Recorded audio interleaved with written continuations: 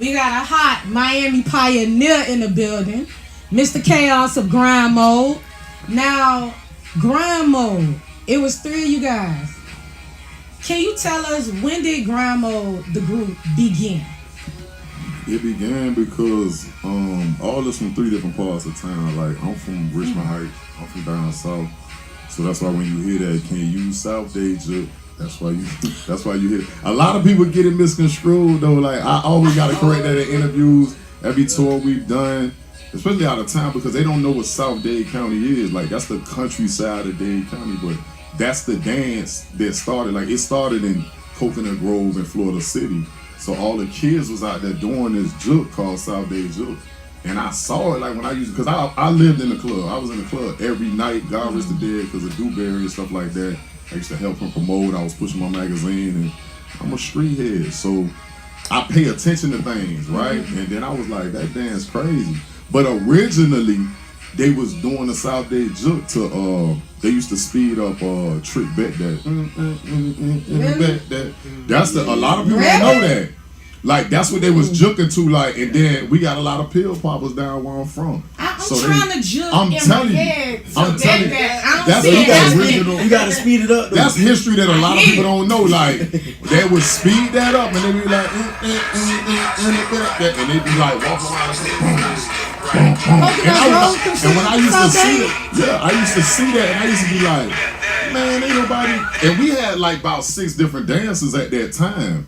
But they would never break out because we not North Miami, like Liberty City, Oberlog. Everybody think of Miami as that, the beach, stuff like that. Don't nobody think about Coconut Grove, P-Ryan, Richmond. Yes, they do. They don't think about, they don't acknowledge. I'm from there, trust me, that we don't get acknowledged like that.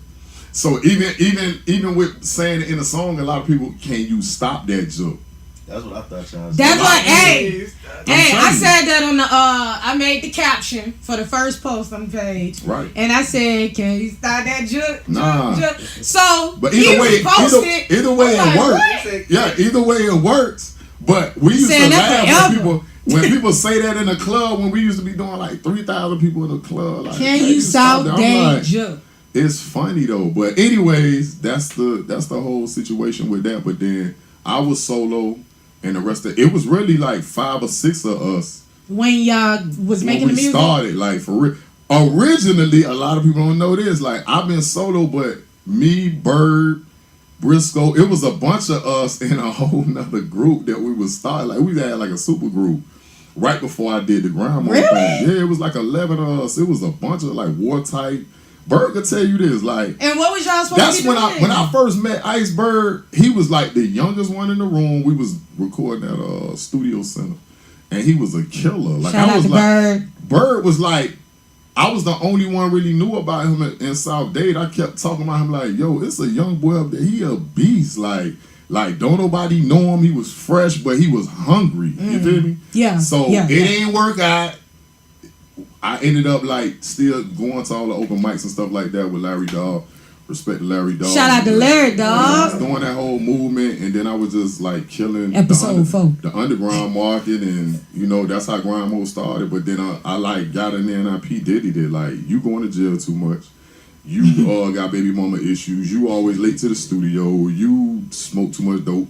We got lace in it. Y'all got to go. Well, I can't, because I took it serious. Like, for real, I had the business side, I had the street credibility, so they needed me because I had the plugs to the industry, like all the little record pool meetings and stuff like that. So it just kept getting cut down, and some of the guys who was with us, they kept going to jail and all that. Wow. So it went from 9 to 7 to 5 to. Were y'all signed? We wasn't signed originally, but then we put out like 40,000 mixtapes. We had one mixtape that put out 40,000 CDs, right?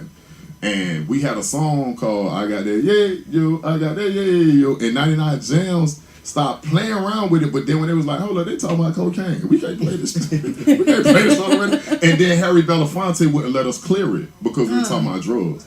And then that started a whole nother beast in me because I was like, we had a lot of street music first. And all the strip clubs played us, but we could never get that radio hit. So then the I'm So High situation came up, and we just knew it was that. But then around that time, after you spend about $80,000, you start getting kind of broke. But then like that was that one, and I started going to all the Power 96 live broadcasts, 99 Jams, all that stuff like that, and I knew everybody because I owned a magazine at that time, and I was doing them favors. All the DJs did me favors back. That's before. What was the name of the magazine? Grind Magazine. So before all that, these DJs got bougie and started getting like 1,000 followers on Instagram. You can't talk to them. I came before that era because I was Suge Knighting them like, listen, if you don't play this, we go flip your code. That's how this gonna go. So I'm so high, I just started rolling down south because we was talking about Jookin, and it blew up in Southdade first. So once they started playing it, and I went to like all the Hole in the Wall club, all the clubs you scared to go to. That's the clubs I chill in. That's the clubs I feel comfortable in. And it blew up. But I blew it up in the street first. I had all my own DVD burners and stuff like that. We was giving away 1,000 CDs a week because here's another fact that people don't know. I worked for Polo Ground / J Records. I was pushing A Baby.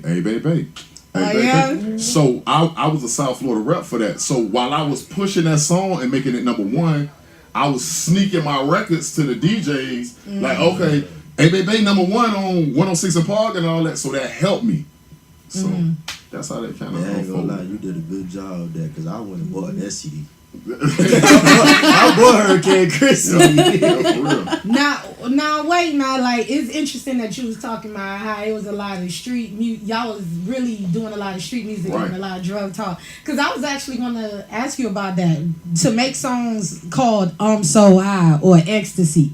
What was the music scene like in Miami? Like, was it like everybody, was the party scene like on some pill popping stuff at the time, like one blue dog nugget in my high and different things like that?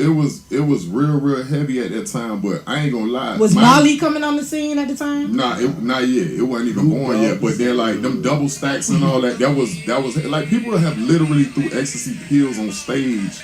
We've been in Georgia and South Carolina. Like they praised us for that. Like at that time, I ain't no pill. Here's the other fact that a lot of people know. I don't do no drugs. So a lot of people be like, man, pop this pill with me, and chicks be walking up and like, especially like on tour, girls be like wanting to vibe with the guy from who got the braids. So they think I'm gonna get pills with the, I don't need that, baby. Just nice. But listen, but no, I don't do no drugs. I ain't never smoked weed in my life or nothing. But if you listen to my verses, I'm talking about women get me high. And ecstasy, women get me high. What's your name, B? So it's like double play on words, like how I'm saying, like, you know, we talking about women, really. Like, you know what I mean? But then people hear that I'm so high, and it's like, it became a smoking anthem. And then at that time, a lot of stuff happened. A lot of people don't know this. Soon as Snoop heard it, when he was down here, that's where that, what's the record that he got? Seduction, I keep. That was born from that. And a lot of people don't know that. So people was like, when our music hit on 106 and Park, they be like, oh, them dudes from Miami stole his sound. I say, we got an interview with Snoop saying, he was like, listen, I visited Miami. I caught this wave that they kept playing every 15 minutes on both stations. I don't know who these guys is, but that's where he got that vibe from. So that's why every DJ that always play I'm So High, they play Sexual Seduction because they run with the same RPMs. They do that. Then Kid Cudi, if you look on the Maui Wowie song, he was big on the West Coast. Now, one day I like Maui Wowie. Hold on, I'm about to give you some history because I like doing interviews because I like clearing it up. People was like, oh, Kid Cudi did that song and Grind Mode from Miami stole that. But if you listen to Kid Cudi rapping, he's rapping on top of the melodics of our song. Because he like, I'm so high, Maui Wowie. He talking about the weed, Maui Wowie. And then Kanye West heard Kid Cudi and snatched Kid Cudi. Ooh. So, dog, we got responsible a lot for some careers. We gave birth to some careers out here, and we gonna get the check later. I always tell people, bro, like, Dade County, we start a lot of waves. Like, a lot of people, like, they'll associate the word stick with Future. Right. We were saying stick all the way back in like 04, 05. But then it's upsetting because like me, like I ain't no old head, but it's just like I started like real young in the game, so I know a little bit more than the average. I hate when I see like some of the new waves, and I ain't knocking the shorties, but I'm like, listen, they trying to mimic us. Why y'all trying to be like them? Like these people come down here, they see the party, the sex, the drugs, the clubs. We party all day, every day. When I've traveled, This club closed at 2. This club, you know what it's like doing a show and the promoter like, oh, we need you at the club at 11:30. I'm like, boy, I'm in the shower. In Miami, I'm in the shower at 11. I ain't walking in your club till 1. It's tragic. But then if you do that out of town, it's like the club, the lights on, what you doing? Yeah, I done missed the club. Ain't no after hours. Like, I'm used to going to the club, then the strip club, then the after hours, then Waffle House. Then like, I don't sleep. You don't understand. They kind of like, we set the trends. Get out. Right. And the sun is up. Right. We set the trends for a lot of people, man. Like, I ain't gonna lie. Now, you was in a movie. Big movie. You was in a movie, Baghdad. Right. And a lot of people didn't know that. So, how that came about was like, Opalaka is, you know, the project that blew, and it had the highest murder rate that we shot at. So that's why that movie's so big. And we had no budget, no nothing. The director hit me up, say, listen, it's a dope boy that lives here. Because that's based on this dope boy, Dello. That's from there. So he was like, listen. You did a good job playing Dello. Appreciate it. Skip the shower scene. But listen, because all the women be talking about, y'all was really hunching in the shower. Mind your business. That ain't going to be your next question. So now, I did that movie, and it's like, it was a crazy thing shooting that movie, because like even now it's like, I checked it like 2 days ago, it's like 430,000 views. The movie's like an hour and a half long. That's not really heard of for an independent film to do that.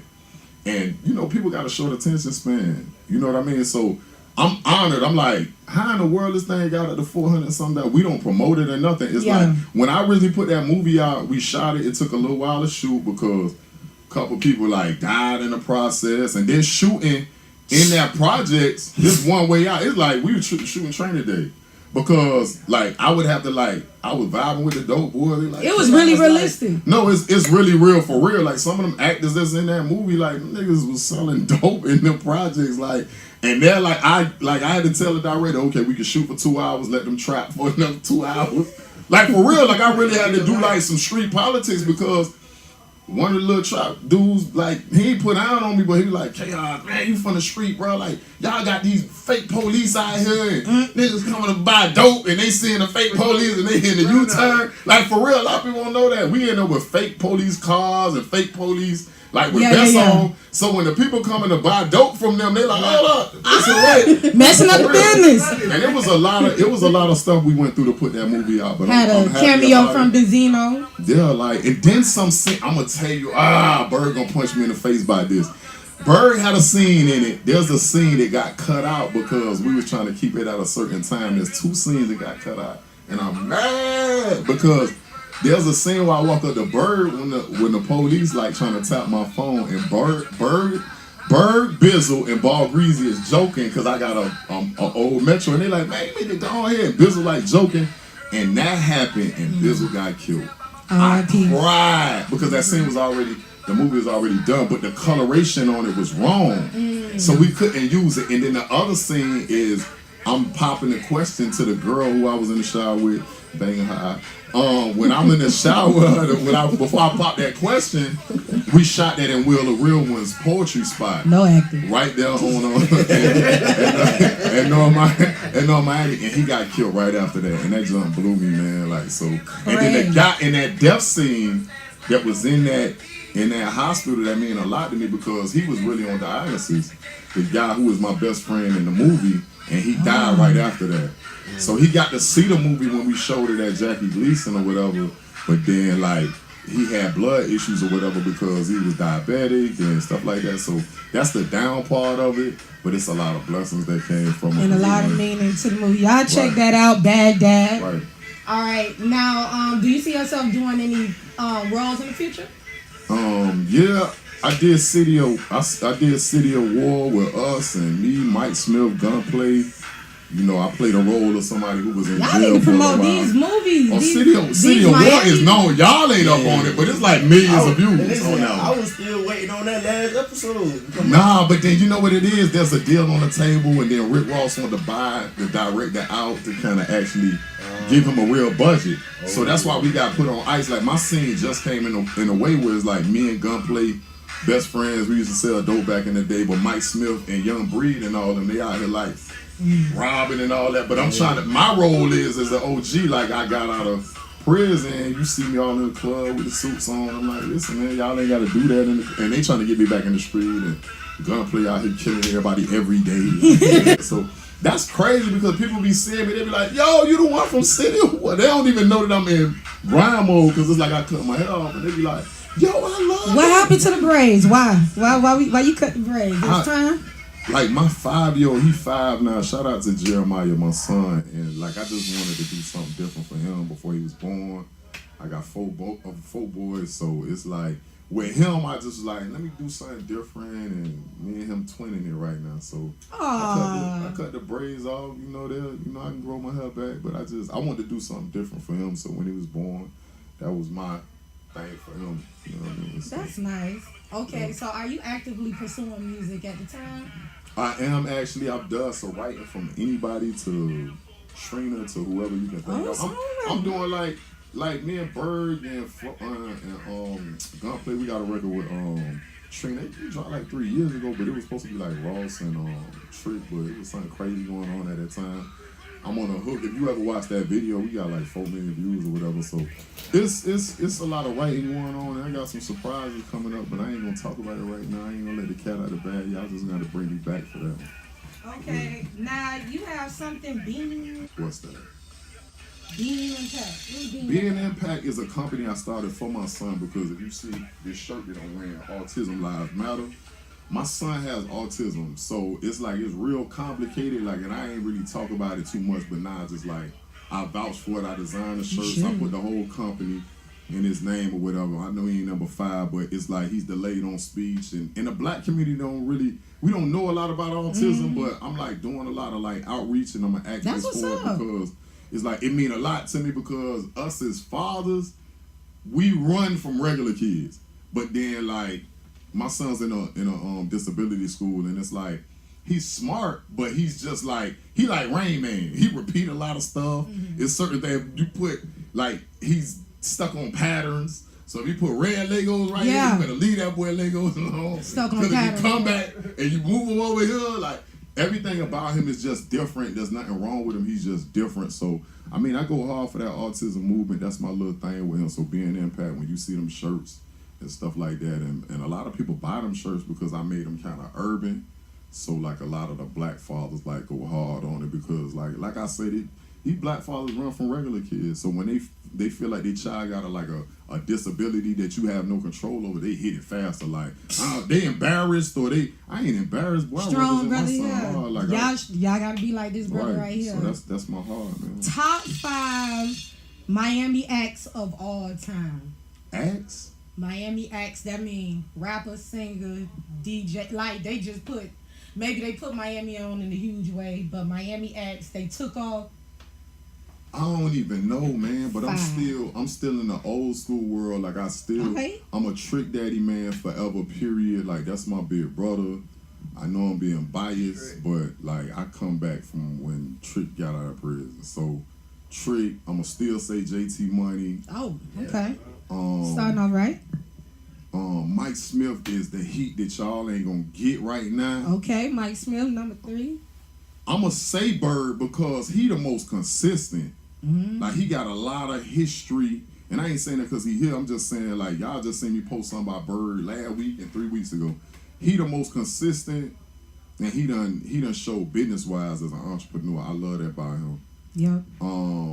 Last one. The last one is everybody. I don't care because everybody got like these different styles to them, and they make Miami. So that's just what it is. All right, DJ. Grind Mode Chaos. Just follow that. That's with a C, not with no K. Grind Mode Chaos on Instagram. Don't follow my other accounts, especially after midnight, because I'm freaky as hell. But go ahead. What? We grown. Follow the accounts. That boy. All y'all to ghost me, man. Dade County Goats. I'm letting y'all cut off, but shout out to Thug Life Vodka. This yours. This for the team. Ooh, I did want to say this. You got gifts? I always bring gifts anywhere I go. Oh. This is the Thug Life glasses. I brought a couple for y'all. Nice. And then I danced the comp as a record that we had flipped or whatever. So that's y'all shirts or whatever. Shout out to all my zones. Like I fit to all y'all. And we he beat us too. Shout out. Hey, full of culture. Chaos of Grind Mode. Hey, DJ, put that bitch on replay.